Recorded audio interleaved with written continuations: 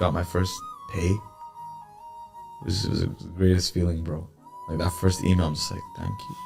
Alhamdulillah. And the rest is history. So, you know, like I said, you know, Salama has been a source of pretty much everything good in my life, including the career that I have today. It is the source of everything good in my life, including my career. And Allah Kareem, bro. Allah Kareem. I remember, like, then after a few weeks, man, I was out with Salama, and I tell this story because, you know, she's my angel, man, like my guardian angel. She's my guardian angel. We were out, just me and her shopping, and she could see I was visibly anxious. I was telling her, you know, I don't know what I'm gonna do, I'm trying to figure it out and stuff. She looked at me in the classic Salama look, she's like, enough of your, you know, BS. I can picture it now. Yeah, enough. Yeah, see, he's freaking out, depressed, doesn't know what to do, and she's the man who has to say, enough, you know, get yourself together, hold yourself together. So this is actually very revealing of the type of relationship that they had. Like, she is the man of the house, basically, and he is this emotional, sentimental woman who can't control his emotions, cries, and, you know, but she saved him. She's his savior. Isn't there, like, any bigger role reversal or gender role reversal than that? Where was this show that you did that did well? I'm like, on Facebook. Then do it on Facebook. You don't have to.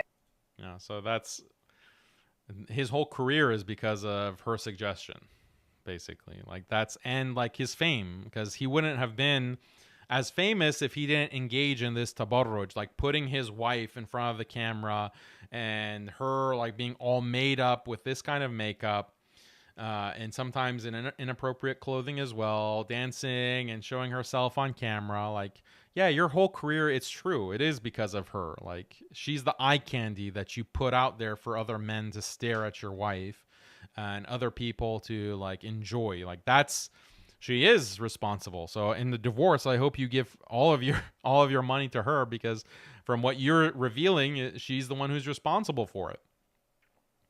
Both, you know, literally and also effectually, given that she's the eye candy. She's the one that's bringing all the views.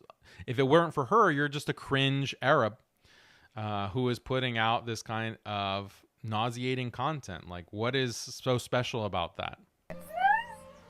Our dream wedding. I'm nervous. What do you think? I'm nervous too. I love it. Okay. Dream wedding. Another grand romantic gesture. Our dream wedding. Surprise you with it. You look beautiful. Thank you. You look gorgeous. I don't know why the volume is low on this one, but whatever. You can read the text. I didn't prepare anything to say, but I just want you to know.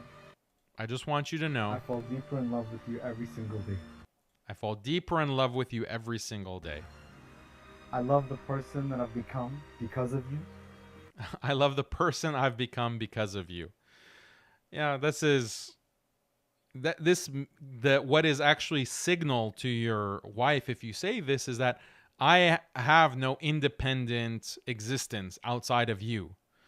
I am completely dependent on you. That is not what a woman wants to hear. That's not what your wife wants to hear. You know, this is a tip for you married husbands out there.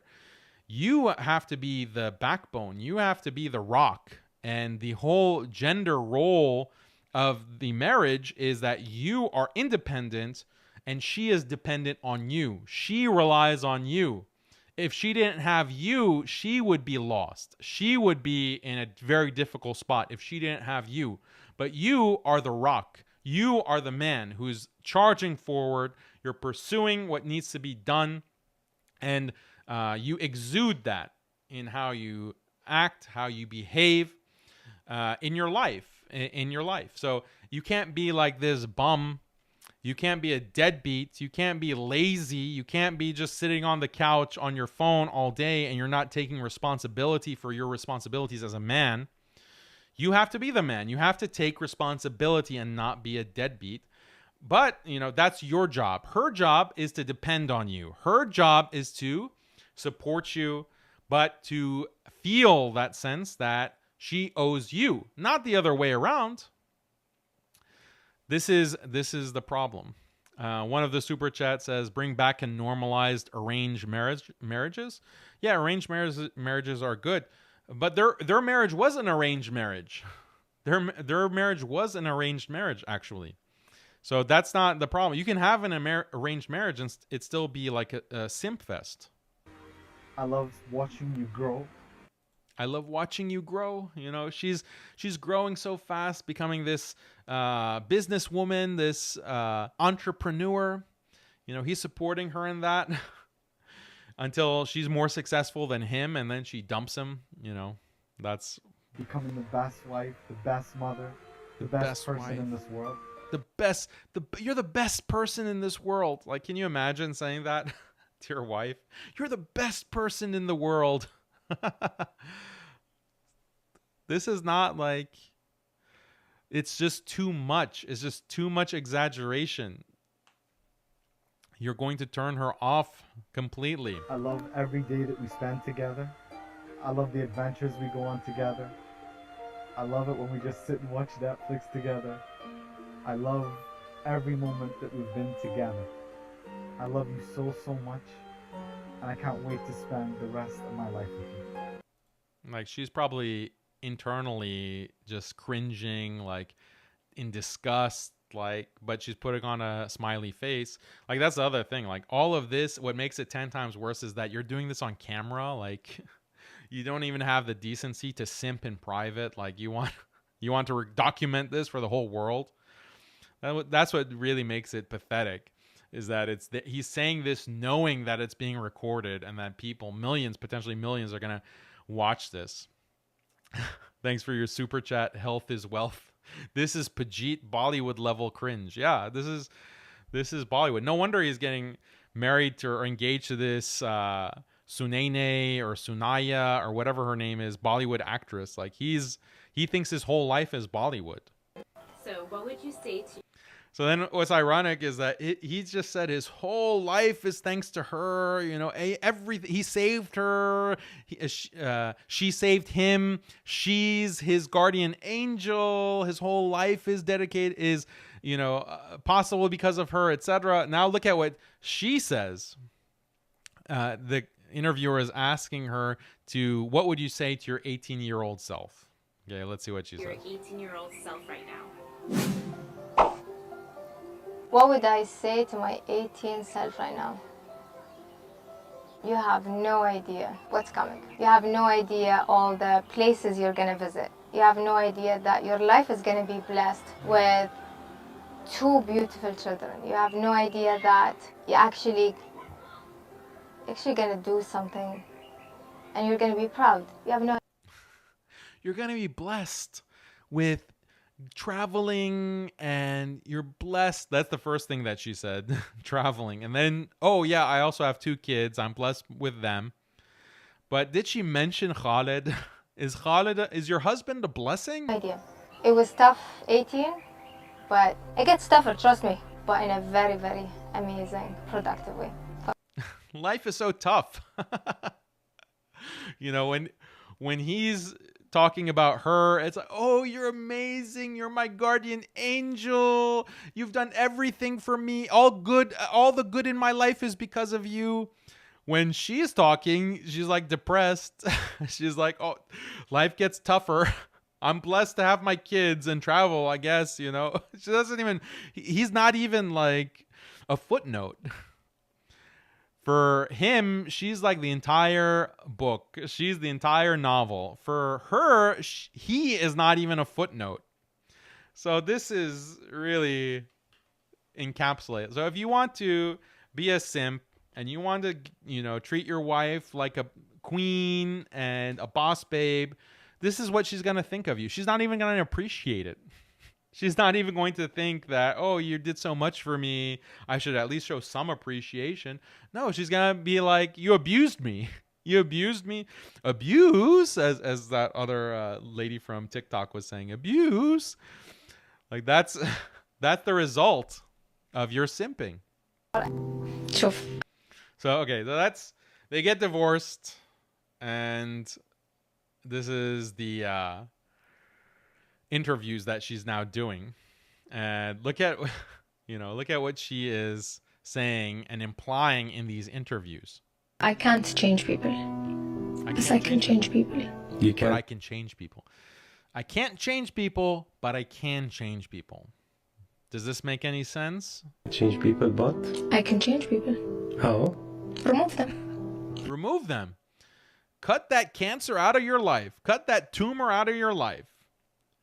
You can't change people, but you can change people out by dumping them to the curb. Replace them. My Replace them. Replace that baggage. This is a post-divorce. This is what she's saying. energy, I have to protect it. Mhm. That's why I'm isolated 24/7. People think I have social life. يا رجال أنا ما أطلع من البيت لأن ما في جزء من سلامة أنا أشرد منه. People can't sit with themselves because they're scared.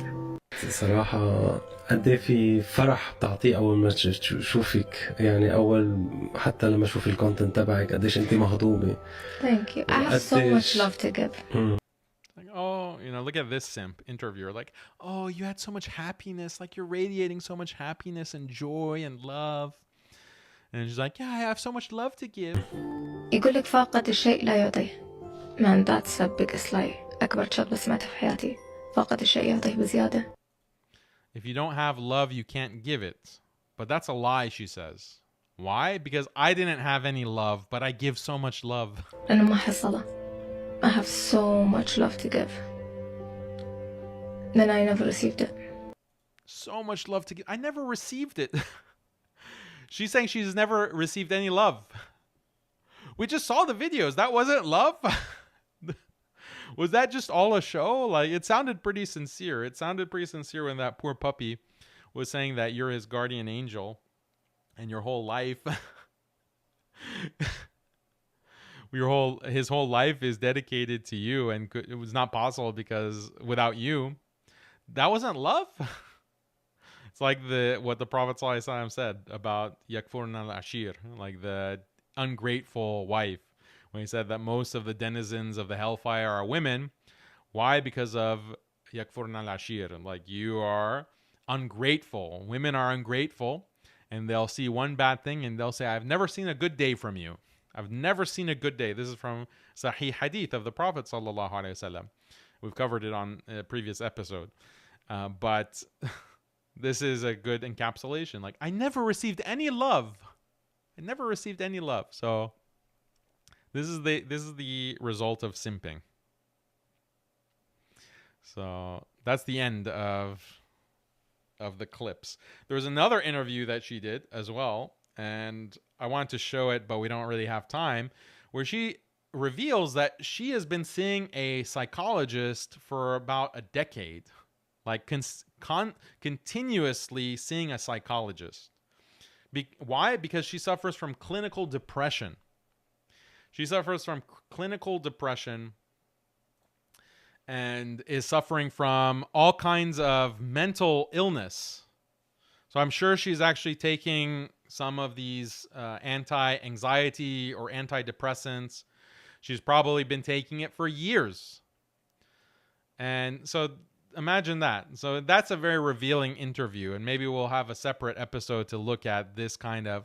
And she goes on and on about how she's never seen any happiness in her life. Her life is basically this chasm of depression and sadness, and no one has ever loved me. This is the kind of thing that she says. And the interviewer who is talking to her, another simp, not this guy, but another guy, is like, oh, wow, yeah, you need to self-love. You need more self-love. Like, this is what a lot of the modern psychology is doing to women. It's turning them into these, these hyper narcissists, hyper entitled. Like, she was living in the top 1%, the top 0.001% of women, everything provided for, I'm sure maids, servants waiting on her hand and foot. She's taking, these trips, vacationing, the whole 9 yards. And she's clinically depressed. This is What clear evidence is there that dunya is not going to bring happiness? Dunya is not going to bring you happiness when you go and turn your back against Allah. You turn your back against what Allah says. That is the message that all of you who watched Khalid and Salama or Salamon, you thought that you're watching something happy and beautiful. Couple goals. These are my couple goals. That's the reality, is clinical depression. Clinical depression. Years of seeing a psychologist. Like, how do you even see a psychologist for 10 years? Like, that's like, I would think that, hey, you haven't cured me in 10 years. I'm going to quit. This is a waste of money. But no, 10 years of going, Salamon is going to this therapist, and she's still clinically depressed, and no one has loved her. She hasn't seen a good day in her whole life. So she's going on this like sob story tour, like doing all these podcasts, and you get the impression like that she is a victim. She's been abused. Like Khalid has been taking advantage of her, and he has been mistreating her. That's the impression that is given. What is the reality? Allahu alam. I don't know. Maybe he is a jerk. Maybe he was, as soon as the smartphone is clicked off, the camera is clicked off, he's like beating her, and he's he's, making her sleep in the garage. And, maybe that's the reality, and we just didn't know it. But I think what's more likely is that he was just a simp, a very cringe simp, and she got disgusted with that and wanted a divorce, demanded a divorce, and nothing he could do could satisfy her. And he probably didn't know why. Like, why am I not meeting her expectations? I thought I'm giving her everything that I possibly can in terms of wealth and luxury and happiness, in terms of the dunya. And it's still not enough. And we see this. We see like the richest men with the highest social status, the movie stars, literally people like Brad Pitt, Tom Cruise, or who is that football player, the quarterback, Tom Brady. Their wives leave them because of what? Because they're just not satisfied. So if you are Tom Brady and you're like the greatest athlete in football, you're the greatest actor, you're like literally a billionaire like Bill Gates or Jeff Bezos, you're still not able to satisfy these women. That's how high the expectations and the entitlement is. So it's good. So what's interesting, this clucking like a chicken corresponds very interestingly to what a certain very popular mufti has said about this subject. For us, it's done out of love. I really wouldn't mind. I really wouldn't mind. If my wife were to phone me now and tell me, move to the left, I'd move to the left, even if there's no place. Out of love, that's it. So what? If that makes her happy, it makes her happy. People might say this guy is a chicken. I don't mind being called a chicken. I'll even quack quack for you a little bit, so long as she's happy. MashaAllah. Yeah, so just like Khalid and Salama did. If she says quack like a chicken or duck, then, as long as it makes her happy, just be a doormat. Just do whatever she says. So who's the boss? Who's the boss? And that's the kind of message that is being given religiously by simp imams.